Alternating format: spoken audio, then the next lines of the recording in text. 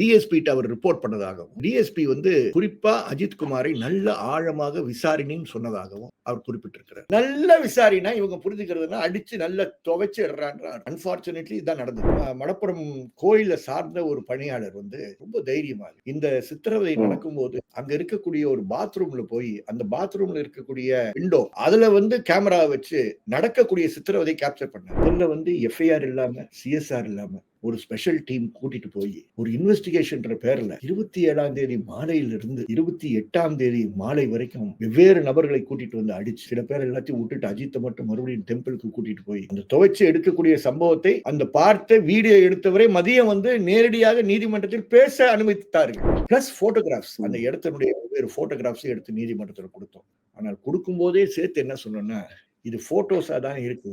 29ஆம் தேதி காலையில இது எல்லாத்தையும் பொறுக்கிட்டு போயிட்டாங்க. அப்படியே ஒரு மூட்டையில இது எல்லாத்தையும் அள்ளிட்டு போயிட்டாங்க.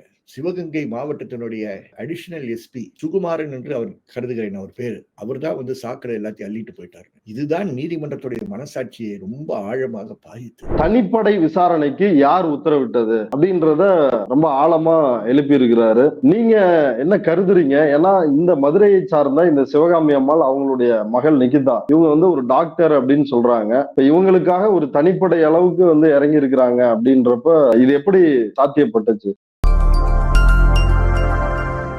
ட்ரைப்ஸ் பார்வையாளர்களுக்கு வணக்கம். இன்றைக்கு மதுரை உயர்நீதிமன்ற நீதிபதிகள் திருப்புவனம் அஜித் குமார் காவல் படுகொலை குறித்து பல்வேறு கேள்விகளை, சரமாரி கேள்விகளை அரசை நோக்கி, காவல்துறையை நோக்கி முன்வைத்துள்ளார்கள். இன்றைக்கு நீதிமன்றத்தில் பாதிக்கப்பட்ட அஜித் குமார் தரப்பிலிருந்து ஆஜரான மனித உரிமை செயல்பாட்டாளர் மூத்த வழக்கறிஞர் திரு ஹென்றி திபேன் அவர்கள் நம்மோடு இணைந்துள்ளார். நீதிமன்றத்தில் என்ன நடந்தது அப்படின்றத அவர்கிட்ட கேட்டு தெரிஞ்சுக்கலாம். வாங்க பேசலாம். சார் வணக்கம். வணக்கம் சார், இன்றைக்கு நீதிமன்றத்துல என்ன நடந்துச்சு சார்? நேத்து நம்ம பேட்டியில நீங்க பல்வேறு விஷயங்களை சொல்லி இருந்தீங்க, பல விஷயங்களை அம்பலப்படுத்தி இருந்தீங்க. அதை இன்றைக்கு அதுல முக்காவாசி விஷயங்களை நீதிபதியே குறிப்பிட்டு சொல்லி இருக்கிறாரு. இன்னைக்கு நீதிமன்றத்துல என்ன நடந்துச்சு? அதாவது இன்னைக்கு நீதிமன்றத்துல மனு நான் யார் சார்பாக ஆஜரானேன் என்பது முக்கியம். திருப்புவனம் நகரத்தை சார்ந்த ஒரு இளம் வழக்கறிஞர் கார்த்திக் ராஜா என்ற 2024ஆம் ஆண்டு பதிவு செய்த ஒரு இளம் வழக்கறிஞர். எனக்கு ரொம்ப பெருமையா இருந்தது. அந்த இளம் வழக்கறிஞர் தான் மனுதாரர் என்பது. அந்த இளம் வழக்கறிஞர் தான் கார்த்திக் ராஜாவுடைய தாயாருக்கும் கார்த்திக் ராஜாவுடைய தம்பி நவீனுக்காகவும் 28ஆம் தேதி இரவு காவல் நிலையத்தில் நள்ளிரவு வரை காலை 2 மணி வரைக்கும் கூடயே இருந்தார். அது இந்த நம்ம எங்களை மாதிரி ஆட்கள் பண்றது போறது பத்தி பெருமை பேசுறதெல்லாம் சரி கிடையாது. இது போன்ற இளம் வழக்கறிஞர்கள் துடித்து இந்த மாதிரி நேரங்களில் தயங்காமல் தைரியமாக முன்வந்து தன் பெயரை போடுங்கள், நான் இருக்கிறேன் என்று வருகிறார்கள் பாருங்க. அதுதான் எடுத்துக்காட்டு. இங்கதான் மாற்றம் வரும் என்ற நம்பிக்கை எங்களை போன்றவர்களுக்கு வருது. இத்தனை வருஷம் நம்ம செஞ்ச பணி வீண் போகல. கார்த்திக் ராஜா போன்ற பல கார்த்திக் ராஜா இருக்கார்கள். இந்த கார்த்திக் ராஜாவோட கணேஷ்குமார் சொல்ற இன்னொரு இளம் வழக்கறிஞர். பெருமைக்குரிய அந்த 2 நபர்கள் தான் இந்த வழக்கினுடைய தூண்கள் என்று இந்த நேரத்தில் கூற கடமைப்பட்டிருக்கிறேன். சில பேர்லாம் நாங்க ஏதோ செய்யறோம், நாங்கள் செய்யவில்லை, அவர்கள் செய்கிறார்கள். அவர்களுடைய குரலாக தான் நான் பேசினேன் என்பதை கூற விரும்புகிறேன். இனிமேல் இந்த விசாரணையில் கணேஷ்குமாரும் கார்த்திக் ராஜாவும் தான் திருப்புவனத்தில் இருக்கக்கூடிய அனைத்து சாட்சிகளையும் மாண்புமிகு உயர்நீதிமன்றம் கொடுத்திருக்கக்கூடிய ஆணையில் additional district judge number 4 Madurai விசாரணை நடத்தக்கூடிய அந்த நேரத்தில் மக்களை பேச வைக்கக்கூடிய, தைரியத்துடன் பேசுங்கள் என்று கூறக்கூடிய, யாருக்கும் பயப்படாதீர்கள் என்று கூறக்கூடிய இளம் மனித உரிமை காப்பாளர்களாக, வழக்கறிஞர்களாக பாதிக்கப்பட்டவர்கள் சார்பில் நிற்கக்கூடிய இளம் வழக்கறிஞர் கணேஷ்குமார், கார்த்திக் ராஜா. இதை பெருமையாக பேசணும். ஏன்னா இன்னைக்கு எங்களை போன்றவர்கள் செய்கின்ற விஷயங்கள் முக்கியமல்ல, அவர்களை போன்ற இளம் வழக்கறிஞர்கள் செய்கிறார்கள் என்பதுதான் பெருமைக்குரிய விஷயமாக நான் பார்க்கிறேன்.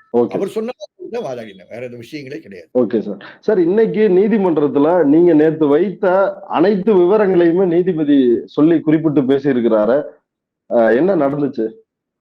அதாவது எங்கள் வழக்கை என்னன்றது முழுமையாக வாதாடுவதற்கு இதுதான் முதல் முறை.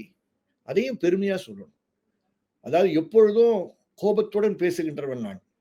வருத்தத்துடன் பேசுகின்றவன் நான், அல்லது நான் சார்ந்து இருக்கக்கூடிய அணியை சார்ந்தவர்கள், அதாவது சித்திரவதைக்கு எதிராக இருக்கக்கூடியவர்கள், வழக்கறிஞர்களாக இருந்தாலும் எப்பொழுதும் விரக்தியுடன் பேசுவோம். நீதிமன்றத்திலிருந்து நம்பிக்கை சைன்ஸ் வர்றதில்லை அப்படின்ற வருத்தங்கள் எங்களுக்கு இருந்திருக்கு. ஆனால் இன்று மதுரை பெஞ்ச், அது மெட்ராஸ் ஹைகோர்ட்ல இந்த பெஞ்சை தலைமை தாங்கிய மாண்புமிகு ஜஸ்டிஸ் எஸ்.எம். சுப்பிரமணியமும் சரி, அவர்களுடன் இணைந்து ஜஸ்டிஸ் மரிய கிளாட்டும் சரி, இருவரும் பொறுமையாக கூறுகின்ற விஷயங்கள் அனைத்தையும் உள்வாங்கிக் கொண்டு, ஆதங்கத்துடன் உள்வாங்கிக் கொண்டு, ரொம்ப ஆழமாக அதை சிந்தித்து, பாதிக்கப்பட்டவர்களுக்கு நம்பிக்கை அளிக்கக்கூடிய அளவிற்கு அவர்கள் வெவ்வேறு கேள்விகளை கேட்டு, அரசரிடம் கேட்க வேண்டிய கடினமான கேள்விகளை மிக பொறுப்புடன் கேட்டு, நம்பிக்கை ஊட்டுகின்ற நிறுவனம் தான் நீதிமன்றம் என்பதை அவர்கள் ப்ரூவ் பண்ணியிருக்காங்க. என்னுடைய வாதத்தை கேட்டார் என்ற காரணத்திற்காக நான் தயவுசெய்து அப்படி பேச விரும்பவில்லை. இந்த வழக்கில் அவர்கள் காட்டியது அது போன்ற ஒரு அப்ரோச்சை காட்டினார்கள். அதுதான் திருப்புவனம் மக்களுக்கு நம்பிக்கை ஊட்டுகின்ற ஒரு செயலாக இருக்கும் என்பதை நான் கருதுகிறேன். நேற்று நீங்க குறிப்பிடும் பொழுது ஒரு முக்கியமான விஷயத்த சொன்னீங்க. அந்த மாட்டு தொழுவம் அங்க வச்சு அஜித்குமாரை அடிச்சாங்க. அங்கதான் மிளகாய் பொடி, இந்த பிவிசி பைப்பு இதெல்லாம் பயன்படுத்தப்பட்டுச்சு. அங்க இருக்கிற சிசிடிவி காட்சி அதுகளை எல்லாத்தையும் காவல்துறை கைப்பற்றிட்டாங்க. எஸ்பி இதற்கு அவரு தான் இந்த சாட்சிகளை கலைக்கின்ற வேலைகள்ல ஈடுபடுறாரு அப்படின்னு ஒரு குற்றச்சாட்டு வச்சீங்க. அது இன்றைக்கு நீதிமன்றத்துல நீதிபதியே கேள்வி எழுப்பி இருக்கிறாரு. அது பற்றி சொல்லுங்களா? இல்ல, நீதிபதி கேட்டார். ஏன்னா போட்டோஸ் நாங்க கொடுத்திருந்தோம், அந்த இடத்துல இருந்த போட்டோஸ் கொடுத்திருந்தோம். குறிப்பாக இன்னொரு அந்த மடப்புறம் கோயிலை சார்ந்த ஒரு பணியாளர் ரொம்ப தைரியமாக இந்த சித்திரவதை நடக்கும்போது அங்க இருக்கக்கூடிய ஒரு பாத்ரூம்ல போய், அந்த பாத்ரூம்ல இருக்கக்கூடிய சின்ன சின்ன கிரெயில் இருக்கு பாத்தீங்களா, அந்த பாத்ரூம்ல விண்டோ, அதுல கேமரா வச்சு நடக்கக்கூடிய சித்திரவதை கேப்சர் பண்ணாரு. அந்த வீடியோ நாங்க நீதிமன்றத்தில் கொடுக்கக்கூடிய ஒரு வாய்ப்பு கிடைத்தது. சோ நேரடியாக நீதிமன்றத்தில் வெறும் வாக்குமூலங்கள் மட்டும் கொடுக்காமல் வீடியோவை கொடுத்தோம். ஒரு அட்லீஸ்ட் ஒரு 15 செகண்ட்ஸ் அடிக்கிறதா கேப்சர் பண்ண அந்த வீடியோ நாங்க வெளியே அதை கொடுக்க முடியல. நீதிமன்றத்தில் கொடுக்காம வெளியே கொடுக்க முடியாதுன்ற காரணத்தை யார்ட்டையும் கொடுக்கல. பிளஸ் போட்டோகிராஃப்ஸ், அந்த இடத்தினுடைய வெவ்வேறு போட்டோகிராஃப்ஸை எடுத்து நீதிமன்றத்தில் கொடுத்தோம். ஆனால் கொடுக்கும் போதே சேர்த்து என்ன சொன்னோம்னா, இது போட்டோஸா தான் இருக்கு. 29ஆம் தேதி காலையில இது எல்லாத்தையும் பொறுக்கிட்டு போயிட்டாங்க. அப்படியே ஒரு மூட்டையில இது எல்லாத்தையும் அள்ளிட்டு போயிட்டாங்க. ஃபோரென்சிக் சயின்ஸ் எக்ஸ்பர்ட்ஸ் கிடையாது. சிவகங்கை மாவட்டத்தினுடைய அடிஷனல் எஸ்பி சுகுமாரன் என்று அவர் கருதுகிறேன், அவர் பேரு. அவர் தான் சாக்கடை எல்லாத்தையும் அள்ளிட்டு போயிட்டாரு. இதுதான் நீதிமன்றத்துடைய மனசாட்சியை ரொம்ப ஆழமாக பாதித்தது. முதல்ல எஃப்ஐஆர் இல்லாம, சிஎஸ்ஆர் இல்லாம ஒரு ஸ்பெஷல் டீம் கூட்டிட்டு போய் ஒரு இன்வெஸ்டிகேஷன் பேர்ல 27ஆம் தேதி மாலையிலிருந்து 28ஆம் தேதி மாலை வரைக்கும் வெவ்வேறு நபர்களை கூட்டிட்டு அடிச்சு, சில பேர் எல்லாத்தையும் விட்டுட்டு அஜித்தை மட்டும் மறுபடியும் டெம்பிளுக்கு கூட்டிட்டு போய் துவைச்சு எடுத்து, அந்த துவைச்சு எடுக்கக்கூடிய சம்பவத்தை அந்த பார்த்த வீடியோ எடுத்தவரை மதியம் நேரடியாக நீதிமன்றத்தில் பேச அனுமதித்தார்கள். Court allowed the witness to speak. அதெல்லாம் கேட்ட பிற்பாடுதான் நீதிபதிகளுக்கு மனசாட்சியை குலுக்கக்கூடிய ஒரு சம்பவமாக இது இருந்தது. பாதிக்கப்பட்டவர்களுக்கும் நம்பிக்கை கொடுக்கக்கூடிய ஒரு நீதிமன்றமாக இந்த நீதிமன்றம் மாறியது என்பதை கூற விரும்புகிறேன். நீதிமன்றத்தில் காயம்பட்டவர்களை எப்படி ஹீல் பண்றதுன்றது இன்னைக்கு அவருடைய செயல்கள் மூலமாக, ஆணைகள் மூலமாக, கேட்ட கேள்விகள் மூலமாக காட்டியிருக்கிறார். Okay sir. சார், இப்ப இன்றைக்கு போஸ்ட்மார்ட்டம் ரிப்போர்ட் அதை தாக்கல் பண்ணாங்க. அதையும் நீதிபதிகள் பார்த்து உடலில் அடிபடாத இடமே இல்லை அப்படின்ற ஒரு விஷயத்த சொன்னாங்க. அதுல சில செய்திகள்ல வருது, அவருடைய பிறப்புறுப்பில், அஜித்குமாரனுடைய பிறப்புறுப்பில் மிளகாய் பொடி போட்டாங்க, அதையும் நீதிபதி கொஸ்டின் பண்ணாங்கன்னு சொல்றாங்க. அது நடந்துச்சா? இல்ல, அதாவது நான் என்ன போஸ்ட்மார்ட்டம் ரிப்போர்ட் பார்க்கல. லெட் மீ பி ஆனஸ்ட், நான் பார்க்கல. பார்க்க எனக்கு வாய்ப்பு கிடையாது. அதனாலதான் நான் நீதிமன்றத்தில் சொன்னேன், பாதிக்கப்பட்ட குடும்பத்தினுடைய வழக்கறிஞர் தான் கார்த்திக் ராஜா. அவருக்கு குடும்பத்தின் சார்பாக முடிஞ்ச உடனேயே dean, Madurai medical college dean இந்த எந்த டீனுக்கு இது சொன்ன பொறுப்புடன் சொல்லுகிறேன், தலைகளை ஏறுறது இல்லை. Justice GR. சுவாமிநாதனுடைய 2020ஆம் ஆண்டு கொடுக்கப்பட்ட Santosh versus district collector Madurai என்ற வழக்கில் இந்த கட்டளைகள் இருக்கு. அதை ஃபாலோ பண்றது இல்ல. அதுல டீன் வந்து பாதிக்கப்பட்ட குடும்பத்திற்கு ரிப்போர்ட் கொடுத்திருக்கணும். இன்னைக்கு வரைக்கும் கொடுக்கல. வீடியோவும் கொடுக்கல, ரிப்போர்ட்டும் கொடுக்கல. இதை சொன்ன பிற்பாடு, தீர்ப்பை எடுத்து காட்டிய பிற்பாடு, மத்தியானம் 3 மணிக்கு டீனை வர சொல்லி கவர்ல வாங்குறாங்க. நினைச்சு பாருங்க, நிலைமை எவ்வளவு மோசமா இருக்குன்னு நினைச்சு பாருங்க. காவல்துறையை மட்டும் பேசிக்கிட்டு இருக்கோம்.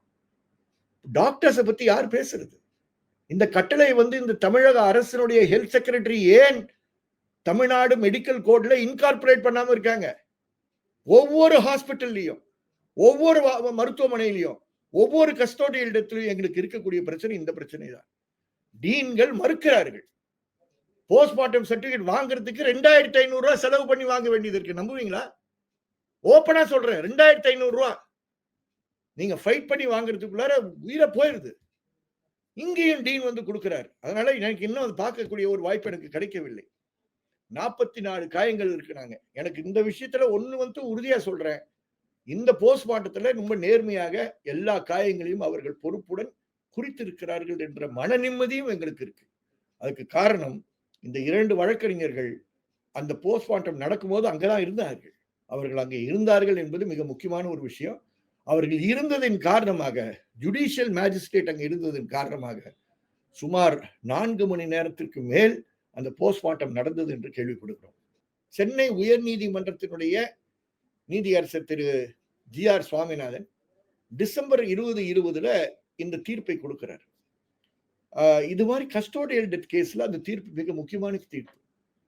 அந்த தீர்ப்பு படி, சுருக்கமா சொல்றேன், அந்த தீர்ப்பின்படி ஒரு கட்டளை என்னன்னா, போஸ்ட்மார்ட்டம்ல வந்து கத்திய போடுறதுக்கு முன்னாடி குடும்பத்தை சார்ந்தவர்கள் பாடியை பார்க்கணும், காயங்கள் இருக்கான்னு தெரியணும். இதெல்லாம் இந்தியன் மெடிக்கல் ஜூரிஸ்ப்ருடன்ஸ்ல இருந்ததே கிடையாது.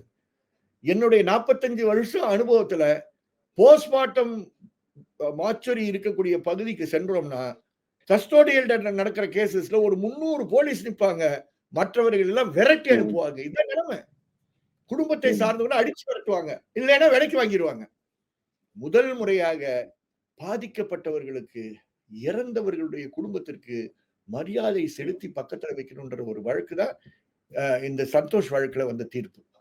அதுல போஸ்ட்மார்ட்டம் முடிஞ்ச உடனே நீ போட்டோ மட்டும் எடுக்க கூடாது, எடுத்த பிற்பாடு போஸ்ட்மார்ட்டம் சர்டிபிகேட்டையும் போஸ்ட்மார்ட்டம் வீடியோகிராஃபும் அந்த பாதிக்கப்பட்ட குடும்பத்திற்கு கொடுக்க வேண்டும். அவர்கள் அதை வாங்கி அந்த பாடியை வந்து அங்கேயே வச்சிரியா 48 மணி நேரம், உன் போஸ்ட்மார்ட்டம் ரிப்போர்ட்டை நான் ஒரு எக்ஸ்பர்ட், ஃபொரென்சிக் சயின்ஸ் எக்ஸ்பர்ட்டை கொண்டு போய் சரியா இருக்கான்னு தெரிஞ்சுக்கிட்டு அதுக்கப்புறம் வந்து பாடி எடுத்துட்டு போறேன்னு சொல்வதற்கு வாய்ப்பு இருக்க வேண்டும் என்று தீர்ப்பில் கூறியிருக்கு. இதெல்லாம் யாருக்கும் தெரிகிறது இல்லை. ஹெல்த் செக்ரட்டரிக்கே தெரியாது. எல்லா டீனுக்கும் தெரியாத மாதிரி நடிப்பார்கள். மதுரையில டீனுக்கு நான் தெரியப்படுத்தினேன், போஸ்ட்மார்ட்டம் ஆரம்பிக்கிறதுக்கு முன்னாடி ஃபேமிலிக்கு நீங்கள் காப்பி கொடுக்கணும், கொடுக்கவே இல்லை. அதனாலதான் நான் நீதிமன்றத்தில் சொல்ல வேண்டியது வந்தது. இன்னும் எங்களுக்கு காப்பி வரல. நானும் நீதிமன்றத்துக்கு போய் தேவையில்லாம இப்ப கொடுங்கன்னு கேட்க விரும்பல. ஏன்னா ஒரு ஸ்டேஜுக்கு மேல நீதிமன்றத்தில் அழுத்தம் போட வேண்டாம் என்ற காரணத்துல விட்டோம். எங்களுக்கும் காப்பி கொடுத்திருக்கணும், இன்னும் கொடுக்கவில்லை என்பதை பதிவு செய்ய விரும்புகிறேன். 44 காயங்கள் இருக்குன்னு சொல்லியிருக்கிறாங்க. அதுல நீங்க சொன்ன அந்த காயம் வந்து உள்ளே சென்ற வழக்கறிஞர் இல்லை என்று கூறினார். மவுத்துல தான் அந்த அந்த சில்லி பவுடர் இருந்திருக்கு, ப்ரூஃப் இருந்திருக்கு என்று கூறினார். Not in the private parts. அவர் சொன்னது, அது சொன்னதை அப்படியே சொல்றேன். என்கிட்ட நான் ரிப்போர்ட் என்ன பார்க்கல, அதனால பார்க்காம நான் அதை சொல்றது சரியா இருக்கு.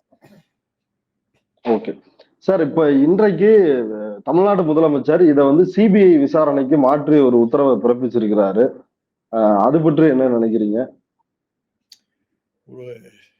ஒரு வித்தியாசமான நிலைப்பாடு நான் எடுக்கிறேன், ஆனால் பொறுப்புடன் எடுத்து கூறுகிறேன். மாண்புமிகு முதலமைச்சர் இப்படி ஒரு நிலைப்பாடு எடுத்திருக்கிறது எங்களுக்கு எதுவும் மறைப்பதற்கு இல்லை என்று காட்டுவதற்காக இருக்கலாம். நான் இது வந்து எந்த விதத்திலையும் அவரை மதிப்பீடு செய்யாமல் பேசுகிறேன் என்று யாரும் நான் நினைக்க வேண்டாம். ஒரு நல்ல ஜெஸ்டர், அதுல தப்பே கிடையாது. ஆனால் பிளஸ் நவீன் குடும்பத்திற்கு அம்மாட்டையும் அவர்கிட்டையும் தொலைபேசி மூலமாக பேசி ஆறுதல் கூறினார் என்று கூறினார்கள். இதெல்லாம் நல்ல விஷயங்கள். ஒரு நல்ல வெளிப்படையா மன்னிப்பே கேட்டிருக்காரு, சாரி கேட்டிருக்காரு. நான் அதை ஒழுங்கா ஃபாலோ பண்ணதுனால அது என்ன நடந்தது எனக்கு தெரியாது. அதனால நான் இதை மட்டும் பொதுவா சொல்றேன். இது ஒரு நல்ல ஜெஸ்டர், ஒரு நல்ல சீஃப் மினிஸ்டருடைய நல்ல குவாலிட்டி இன்னைக்கு எடுத்து காட்டியிருக்கிறார்.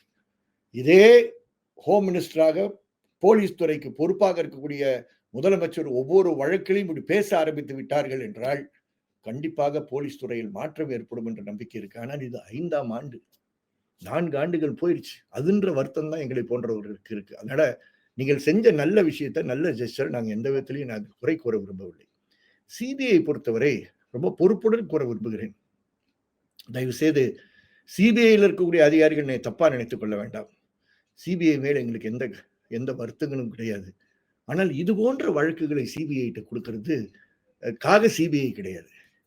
நாங்கள் வெளிப்படையாக இருக்கிறோம் என்று காட்டுவதற்காக நீங்கள் சிபிஐ பயன்படுத்தாதீர்கள் என்று மிக பொறுப்புடன் நான் அரசுக்கு முதலமைச்சர் இல்ல, இப்ப தமிழ்நாடு காவல்துறை, அந்த காவல்துறையில தான் ஒரு குற்றம் நடந்திருக்குது. அவங்களே அதை விசாரிக்கும் பொழுது இன்னும் பலரும் அது ஒரு நேர்மையான விசாரணையா இருக்குமா அப்படின்ற கேள்வி எழுப்புவாங்கல்ல. ஏன்னா பல சம்பவங்களில் யார் இந்த சார், யார் இந்த தம்பி அப்படின்ற கேள்வி தொடர்ந்து எழும் பொழுது, யார் இந்த சிபிஐ ஸ்டெர்லைட் வழக்கில் விசாரணை செய்து ஒரே ஒரு குற்றவாளியை மட்டும் கண்டுபிடித்தார்களே, யார் இந்த சிபிஐ என்று யார் கேட்கிறது? நான் இன்னும் கேட்டுக்கிட்டே இருக்கேன். 7 வருஷம் ஆச்சு. அந்த 17 காவல்துறை அதிகாரிகளும் அருணா ஜெகதீசன் அறிக்கையில் குறிப்பிட்டிருக்கக்கூடியவர்கள் இன்னைக்கு வரைக்கும் தண்டிக்கப்படவில்லை. ஏன்? சிபிஐ இருக்கு. சிபிஐ ஏன் அதை பறிக்கவில்லை? இந்த ஆட்சி ஏன் அதை பறிக்கவில்லை? கேள்விக்குறி. இந்த வழக்கை நீங்க கொண்டு போய் சிபிஐ ஒப்படைக்கிறீங்கன்றதான் எனக்கு வருத்தம். நீங்கள் உங்களுடைய ஆதங்கத்தை வெளிப்படுத்தி இருக்கிறீர்கள். எங்களுக்கு மறைப்பதற்கு ஒண்ணும் இல்லைன்னு சொல்லியிருக்கீங்க. ஆனால் நான் சொல்வது எல்லாருக்கும் அதிர்ச்சியாக இருக்கலாம். நேர்மையான காவல்துறை அதிகாரிகள் வெவ்வேறு மட்டத்தில் தமிழகத்தில் இருக்கிறார்கள். அதனாலதான் உங்களுக்கு இந்த ஜனநாயகம் ஓடுகிறது. எல்லாரும் இது போன்ற களவாணித்தனம் பண்ணி கொண்டு இருக்கக்கூடியவர்கள் கிடையாது. நேர்மையாக பணி செய்யக்கூடிய பலர் இருக்கிறார்கள். அது போன்ற நேர்மையான அதிகாரிகள் வெவ்வேறு மட்டங்களில் இருக்கிறார்கள். ஐபிஎஸ்ல மட்டும் கிடையாது, வெவ்வேறு மட்டங்களில் இருக்கிறார்கள். காவல் நிலையங்கள்ல பேர் தெரியாத ஹெட் கான்ஸ்டபிள்ஸ் இருக்காங்க, கான்ஸ்டபிள்ஸ் இருக்காங்க, சப் இன்ஸ்பெக்டர்ஸ் இருக்காங்க. அவர்களை எல்லாம் இந்த நேரத்தில் மதித்து கூறுகிறேன். தமிழகத்தினுடைய காவல்துறையில் நேர்மையாக இருக்கக்கூடிய காவல்துறை அதிகாரிகளை ஒரு பட்டியல் போட்டு நீதிமன்றத்துக்கு கொடுங்க. ஒரு ஸ்பெஷல் இன்வெஸ்டிகேஷன் டீம் ஆகிட்டோம். ஏங்க சிபிஐ கொடுக்குறீங்க? கொடுத்து வேகமாக குறிப்பிட்ட நாட்களுக்குள்ளார என்ன திருப்போணத்தில் எத்தனை சாட்சிகளை விசாரிக்க போறீங்க? எவ்வளவு சின்ன இடம், எவ்வளவு விஷயங்கள் அதுல வரப்போகுது. போஸ்ட்மார்ட்டம் மட்டும்தான் இருக்கக்கூடிய டெக்னிக்கல் மட்டும் சிடிஆர்ஸை கலெக்ட் பண்றது, இவ்வளவுதானே விஷயம். இதெல்லாம் வேகமாக ஒரு டீமை இறக்குனீங்கன்னா வேகமாக முடிக்க வாய்ப்பு இருக்கு. மக்களிடம் இன்னும் நல்ல பேர் எடுக்கக்கூடிய ஒரு முதலமைச்சராக நீங்கள் மாறுவதற்கு வாய்ப்பு இருக்கு என்று இந்த நேரத்தில் பொறுப்புடன் கூறுகிறேன். 2வது மாண்புமிகு முதலமைச்சர் எடுத்திருக்கக்கூடியத இன்னொன்னு சொல்றேன். உங்கள் கட்சியை சார்ந்த, நான் பெயர் சொல்லி யாரையும் கொச்சைப்படுத்த கூடாது என்ற காரணத்தினால் அவர்கள் பெயர்களை நான் வெளியிடவில்லை. திருப்போணத்தை சார்ந்த யூனியன் சேர்மன் என்ற போது பதவியில் இருக்கக்கூடிய, லோக்கல் செக்ரட்டரியாக இருக்கக்கூடிய, வெவ்வேறு மட்டங்கள் இருக்கக்கூடிய செயலர்களும் உங்களுடைய காவல்துறை சார்ந்த மானாமதுரை டிஎஸ்பியும் கூட்டு சேர்ந்து சதி திட்டம் போட்டு நாங்கள் 50 லட்சம் ரூபாய் கொடுக்கிறோம் சொன்னீங்களே, இதற்கு மக்களிடம் முதலமைச்சர் மன்னிப்பு கேட்க போறாரா? கேட்பாரா? இல்ல கட்சி பணியிலிருந்து உனக்கு நான் தண்டனை கொடுக்கிறேன்னு சொல்லி கட்சி ரீதியாக நடவடிக்கை எடுக்க போறாரா? அதையும் செய்ய வேண்டும். அப்பொழுதுதான் காவல்துறை நேர்மையான ஒரு காவல்துறையாக, அரசியல் தலையீடு இல்லாம செயல்படுகின்ற காவல்துறையாக இருப்பதற்கு வாய்ப்பு இருக்கும். இதெல்லாம் பொறுப்புடன் கூறுகிறோம். தயவு செய்து ஏதோ டிஎம்கே நாங்க இருக்க முடியாது. அதெல்லாம் ரொம்ப சின்ன பெட்டி, எங்களை உருட்டாதீங்க. நாங்க அப்படிலாம் ஆட்கள் கிடையாது. இன்னும் செய்யவில்லை மாண்புமிகு முதலமைச்சர் என்பதை வருத்தத்துடன் கூறுகிறேன். This is an opportunity to act. நீங்க நல்ல ஆக்ட் பண்ணிருக்கீங்க. தமிழகத்துல சித்திரவதைக்கு எதிரான ஒரு சட்டத்தை கொண்டு வர வேண்டிய நேரம் இது. அதில் கவனம் செலுத்துங்கள். எங்களை போன்றவர்களை அழையுங்கள், நாங்கள் வருகிறோம். ஆன்டி டார்ச்சர் ஆக்டை உருவாக்கக்கூடிய ஒரு அரசாக தமிழக அரசு நீங்கள் ஒரு சட்ட வடிவத்தை கொண்டு வந்து கொடுங்கள்.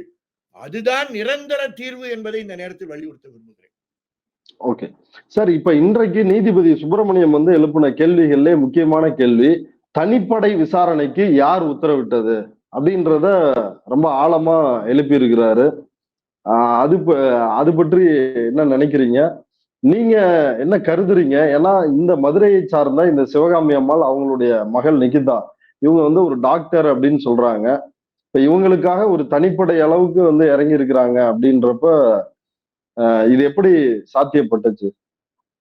சார், ஒரு போலீஸ் ஸ்டேஷன்ல வந்து ஒரு எஃப்ஐஆர் ரெஜிஸ்டர் பண்ணோம்னா நாட்டினுடைய அன்ரிட்டன் லா என்னன்னா, நீங்க யாராவது ஒரு ஆளா இருக்கணும். நீங்க ஏழையா இருந்தா உங்களுக்கு பின்னாடி ஒரு ட்ரேட் யூனியன் இருக்கணும். நீங்க ஏழையாக பேச தைரியம் இல்லாதவர்களா இருந்தா உங்களுக்கு பின்னாடி ஒரு கட்சி இருக்க வேண்டும். இல்லைன்னா உங்களுக்கு பின்னாடி ஒரு உயர் அதிகாரியுடைய பிரஷர் இருக்க வேண்டும். இதெல்லாம் நாட்டு நடப்பு எல்லாருக்கும் தெரியும். அதனால சிவகாமி அம்மாக்கு பின்னாடி யாரோ இருக்காங்களோ இல்லையான்றது என்னுடைய வழக்கு இல்லை. நான் போட்ட மனுவில் அது கிடையாது. இன்னொரு வழக்கறிஞர் போட்ட வழக்குல அது இருக்கு. எனக்கு அதை பத்தி இஷ்யூவே கிடையாது. யாரோ ஒரு ஆள் பின்னாடி இருக்கிறாருன்னு மட்டும் தெரியும். அதனாலதான் எஃப்ஐஆர் போடாமலேயே இந்த வழக்கை விசாரணை செய்கிறார்கள். அதை வந்து ஒரு ஸ்பெஷல் டீம்கிட்ட ஒப்படைக்கிறாங்க. அந்த ஸ்பெஷல் டீம்ல இன்வெஸ்டிகேஷன் ஆபீசர் யாரு தெரியல. ஹெட் கான்ஸ்டபிள் தலைமையில இருக்கக்கூடிய ஒரு ஸ்பெஷல் டீம். ஒரு இன்வெஸ்டிகேஷன் டீம்னா அதுல குறைந்தபட்சம் ஒரு சப் இன்ஸ்பெக்டர் ஆஃப் போலீஸ் இருக்கணும். இல்ல, எஃப்ஐஆர் கிடையாது, சப் இன்ஸ்பெக்டர் கிடையாது. கொச்சையா பேசுறேன், தப்பா நினைக்காதீங்க. ஒரு ஹெட் கான்ஸ்டபிள் தலைமையில் ஒரு ஓட்டுநரும் 4 அடியாளும் தான் இருந்திருக்காங்க. Sorry to use these words. ஆனா அதான் உண்மை. எந்த சட்ட நெறிமுறையும் ஃபாலோ பண்ணாம எஃப்ஐஆரே இல்லாத வழக்குல ஆட்களை கூட்டிட்டு போய் நினைச்ச இடத்துல துவைக்கக்கூடிய ஒரு சூழல் திருப்பவனம் மக்கள் பார்த்தார்கள் என்பதை வருத்தத்துடன் பதிவு செய்கிறேன். ஆனா இந்த நீதிமன்றத்துடைய ஆணையின் காரணமாக அவர்கள் எல்லாம் பேசுவார்கள், தைரியமாக பேசுவார்கள், உண்மை வெளிவரும். இது மட்டும் நம்பிக்கை. இப்ப 5 காவலர்கள் தான் கைது செய்யப்பட்டிருக்கிறாங்க. டிஎஸ்பி சண்முக சுந்தரம் பணியிடை நீக்கம் செய்யப்பட்டிருக்கிறார். எஸ்பி ஆஷிஷ் ராவத் வந்து காத்திருப்போர் பட்டியலுக்கு மாற்றப்பட்டுள்ளார். இந்த நடவடிக்கைகள் இது பற்றி என்ன நினைக்கிறீங்க? அதாவது நாங்க நீதிமன்றத்துல சொன்னது, நீதிமன்றமும் அதை உள்வாங்கி வெளியே சொன்னது என்னன்னா, குற்றவியல் ஜூரிஸ்ப்ருடன்ஸ்ல இன்னைக்கு இருக்கக்கூடிய மிக முக்கியமான ஒரு பிரின்சிபல் என்னன்னா, கமாண்ட் ரெஸ்பான்சிபிலிட்டி பிரின்சிபல். யார் கட்டளை இடுகிறார்களோ, ஆணை இடுகிறார்களோ அவர்களுக்கு பொறுப்பு இருக்கு. இங்க ஆணையிட்டவர்கள்லாம் யார்?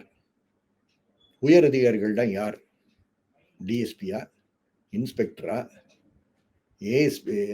ஏடிஎஸ்பியா, எஸ்பியா என்றெல்லாம் உடனடியாக அரசு கவனம் செலுத்தி இவ்வளவு வெளிப்படைத்தன்மையுடன் இருக்கக்கூடிய காவல்துறை இதெல்லாம் பார்த்து கான்ஸ்டபிள்ஸை மட்டும் பழி வாங்குகின்ற இந்த அவர்களுடைய நடவடிக்கைகள் மூலமாக பழி வாங்குகின்ற ஒரு அரசா இல்லாமல் காசு 50 லட்சம் ரூபாய் பேசின டிஎஸ்பியை வெறும் சஸ்பெண்ட் பண்றது சரியா இல்ல உள்ள அனுப்புறது சரியா என்பதை தீர்வு காண வேண்டிய நேரம் வந்துவிட்டது.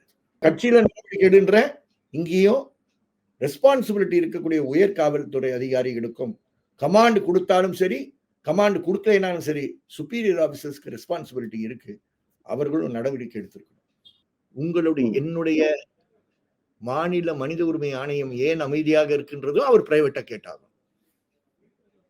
ஓகே சார், இதுல இன்னொரு முக்கியமான கேள்வி வருது. என்னன்னா, இந்த தலைமை காவலர் கண்ணன் இந்த 6 பேர் கொண்ட டீம்ல அவர் வந்து உயர் அதிகாரிகள்கிட்ட பேசினதாகவும் அவங்க வந்து நல்லா கவனிச்சு விசாரிங்க அப்படின்னு வந்து சொன்னதாகவும் சொல்றாங்களே, அது என்ன சார்? அவர் 29ஆம் தேதி ஏர்லி மார்னிங் 2 மணிக்கு அவர் பதிவு செய்கின்ற எஃப்ஐஆர்ல அவர் கூறுவது என்றால் டிஎஸ்பி அவர் ரிப்போர்ட் பண்ணதாகவும், டிஎஸ்பி வந்து குறிப்பா அஜித்குமாரை நல்ல ஆழமாக விசாரணைன்னு சொன்னதாகவும் அவர் குறிப்பிட்டிருக்கிறார். நல்ல விசாரணை என்றால் நல்ல அடிச்சு விசாரணை என்று அவர் புரிந்து கொள்கிறார். நம்ம இப்ப அருண் பேசினார்ல, குற்றவாளிகளுக்கு புரியக்கூடிய மொழியில் நான் பேசுவேன்னு சொன்னாரு. அதுக்கப்புறம் மாநில மனித உரிமை ஆணையம் கேட்கும் போது இல்ல தெலுங்குல பேசினா அவங்களுக்கு புரியும்னு சொன்னாரு. இங்க வேற லாங்குவேஜ், அவ்வளவுதான். அருண் லாங்குவேஜ் இந்த லாங்குவேஜ் சேம்.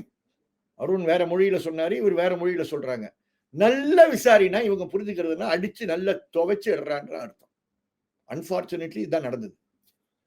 ஆனா இந்த வழக்குல வெளியே வந்துருச்சு. பல இடங்கள்ல வர்றதில்லை. பல இடங்கள்ல வந்தாலும் உயர் காவல்துறை அதிகாரிகள் அதை அமுக்கி விடுகிறார்கள் என்பதுதான் பேச்சு. இதுல முன் வழக்கு கிடையாது. நல்ல ஆன்டிசிடென்ட் இருக்கக்கூடிய குடும்பம். அதனால வேற விஷயங்கள் அவங்களால பேச முடியல. சில இடங்கள்ல தான் பிறந்த சமூகம் ஒரு ஒரு முன்னாள் கிரிமினல் ட்ரைப் சார்ந்த ஒரு குடும்பம் என்ற காரணத்தினால் அவர்கள் மேல் பொய் வழக்குகள் போட்டு போட்டு போட்டு ஒரு கிரிமினல் ட்ரைபை சார்ந்தவனை இவனை துவைச்சா கேட்கறது ஆள் இல்ல, காரணம் ஒரு பட்டியல் வழக்கு இருக்குன்னு சொல்லி காட்டுறாங்க பாருங்க. அவர்களுக்கெல்லாம் பேசுவதற்கு ஆளே கிடையாது. அவர்களுக்காகவும் பேசுகின்ற நபர்களாக நாங்கள் இருக்கிறோம். இந்த அஜித்குமாருக்காக மட்டும் இல்லை. அதனால இந்த வழக்கு ஒரு ரொம்ப ஸ்பெஷல் வழக்கா மாறுறதுக்கு காரணம் அஜித்குமார் வந்து ஒரு ப்ரீவியஸ் கேஸ் ஹிஸ்டரி அவருக்கு கிடையாது. அதனாலதான் எல்லாரும் வராங்க, எல்லாரும் ஆதரவு கொடுக்குறாங்க. ஆனா மறந்துடாதீங்க, கேஸ் ஹிஸ்டரி இருந்தா கூட பல நேரங்கள்ல அது பொய் வழக்குகள் என்று மறந்து விட வேண்டாம் என்று கூறுகிறேன். Okay sir. சார், இப்ப மதுரை மாவட்ட நீதிபதி இதை விசாரிப்பாரு. 8ஆம் தேதிக்குள்ள ஒரு இடைக்கால அறிக்கையை வந்து அவர் தாக்கல் செய்வாருன்னு சொல்லியிருக்காங்க. அவர் வந்து யார் யார் இந்த விசாரணைக்குள்ள உட்படுத்துவாரு, அவர் யார் யாரை விசாரிப்பார்? அவர் வந்து அவரிடம் எங்கிட்ட கேட்டிருக்கிறது என்னன்னா, எங்கிட்ட இருக்கிற சாட்சியங்கள்லாம் அவரிடம் ஒப்படைங்கன்னு சொல்லியிருக்காங்க. வெவ்வேறு சாட்சியங்களை அவர் கலெக்ட் பண்ணி அவர் மதுரை டிஸ்ட்ரிக்ட் கோர்ட்ல வந்து அதெல்லாம் பாதுகாப்பாக வைக்கும். சாட்சியங்களை பாதுகாப்பாக வைக்க வேண்டும். காவல்துறையில் இருந்ததுன்னா அது பாதுகாப்பாக இருக்காது என்ற காரணத்தினால வைக்கணும். நீங்க சாத்தாங்குளம் வழக்குல இப்படி ஒரு ஜஸ்டிஸ் பி.எம். பிரகாஷ் ஒரு ஆர்டர் போட்டாருன்னு ஞாபகம் இருக்கு. அதே பிரின்சிபல் தான் இங்க ஃபாலோ பண்ணிருக்காங்க. விட்னஸஸ் அண்ட் டாக்குமெண்ட்ஸ் எல்லாமே பாதுகாப்பாக, எவிடன்ஸ் ஷுட் பி பிரிசர்வ்ட், பாதுகாப்பாக வைக்கப்பட வேண்டும் என்ற காரணத்திற்காக அதை ஆணையிட்டு இருக்கிறார்கள். அதனால இப்ப அந்த வேலை நடக்கும். திருப்போணத்தில் இருக்கக்கூடிய மக்களும் அவர்கிட்ட பேசுவாங்க. Okay sir. சார், இன்னைக்கு நீங்க நீதிமன்றத்துல அந்த வீடியோ சாட்சியத்தை வந்து கொடுத்தீங்க. அது மட்டும் இல்லாம அந்த கோவில் ஊழியரே நேரடியாக வந்து சாட்சி சொன்னார். ஐவிட்னஸா வந்து சாட்சி சொல்றாரு. இப்ப அவரை வந்து மிரட்டுவதற்கான நடவடிக்கையில ஈடுபட்டாங்களா காவல்துறை? அதெல்லாம் பண்ண வாய்ப்பு இருந்திருக்கு. கண்டிப்பா நீதிமன்றத்துல அவர் பெயரை குறிப்பிட்டு அவரை எங்கள் முன் கொண்டு நிறுத்துங்கள் என்று அவர் நீதிபதிகள் ஆணையிடாமல் இருந்தார்கள்னா அவருக்கு கண்டிப்பாக பிரச்சனைகள் ஏற்பட்டுரும். இப்ப எங்களை போன்றவர்கள் நாங்கள் எதிர்பார்ப்பது அவ்வளவு லேசாக அவர்களை மீறி காவல்துறை செயல்படாது என்று எதிர்பார்க்கிறோம். ஆனால் அவர் பத்திரமா இருக்கணும். ஆனால் அவரை போன்ற பலர் பேச ஆரம்பிச்சுட்டாங்கன்னா அதுக்கப்புறம் அது உண்மை பேசுகின்ற பெரிய கூட்டமாக மாறும். அதுதான் பவர், அதுதான் ஸ்ட்ரெங்க். ஒரு நபர் பேசும்போது பலம் இருக்காது, பலரும் அதை பற்றி பேசுவார்கள். திருப்போணம் நகரத்தில் தைரியமாக இருக்கக்கூடிய பொதுமக்கள் கோயிலுக்கு சென்று அங்க கோயில்ல நிற்கும் போது, வரிசையில நிற்கும் போது இந்த சித்திரவதை பாதிக்கப்பட்ட அஜித்குமாருடைய குரல் சத்தத்தை கேட்டு பாதிக்கப்பட்டவர்களா இருக்காங்க பாருங்க. அவங்கெல்லாம் சாமி பக்தி மட்டும் இருக்கக்கூடாது, கான்ஸ்டிடியூஷன் மேல பக்தி இருந்து என்ன பண்ண வேண்டியது இருக்கு, முன் வந்து இந்த ஜுடிஷியல் இந்த டிஸ்ட்ரிக்ட் ஜட்ஜி கிட்ட பேச வேண்டும் என்பதை கேட்கிறேன். நீங்கள் பேசதான் இது போன்ற சித்திரவதைகள் குறைவதற்கும் சரியான விசாரணைகள் நடப்பதற்கும் வாய்ப்பு இருக்கும். Okay sir. சார், எதிர்கட்சி தலைவர் எடப்பாடி பழனிசாமி இதை வந்து கடுமையா விமர்சிக்கிறாரு. அது பற்றி என்ன நினைக்கிறீங்க நீங்க? ஏன்னா கடந்த ஆட்சியை நீங்க பார்த்தவர். அவங்க எல்லாம் பேச வேண்டிய காலத்தெல்லாம் பேசாம இன்னைக்கு அவசரப்பட்டு பேசுறாங்க. 5வது ஆண்டுல எல்லாரும் பேசுவாங்க. அதனால அந்த வருத்தத்துல நானும் தான் இருக்கேன். அதனால பேச வேண்டியது முதல் ஆண்டுல பேசல, 2வது ஆண்டுல பேசல. 30 சம்பவங்கள் நடந்தது. 30 சம்பவங்கள்ல நீங்க பேசவே இல்லை. இது கடைசி ஆண்டுனால பேசுறீங்க. பேசுறதை நான் வரவேற்க தான் செய்யணும். எப்படி எதிர்கட்சி தலைவர் பேசுறது தப்புன்னு சொல்ல முடியும்? பொறுப்புடன் எல்லா அரசியல் கட்சிகளும் இருக்க வேண்டும் என்ற தாழ்மையான வேண்டுகோளை நான் முன்வைக்க விரும்புகிறேன். இது போன்ற விஷயங்கள். Okay sir. சார், அடுத்து இதுல வர்ற அப்டேட்ஸ் எல்லாம் எங்களுக்கு கொஞ்சம் கொடுங்க சார். இவ்வளவு நேரம் நம்முடைய பார்வையாளர்களுக்காக நேரத்தை ஒதுக்கி கருத்துக்களை பகிர்ந்துட்டதுக்கு நன்றி சார். ரொம்ப நன்றி.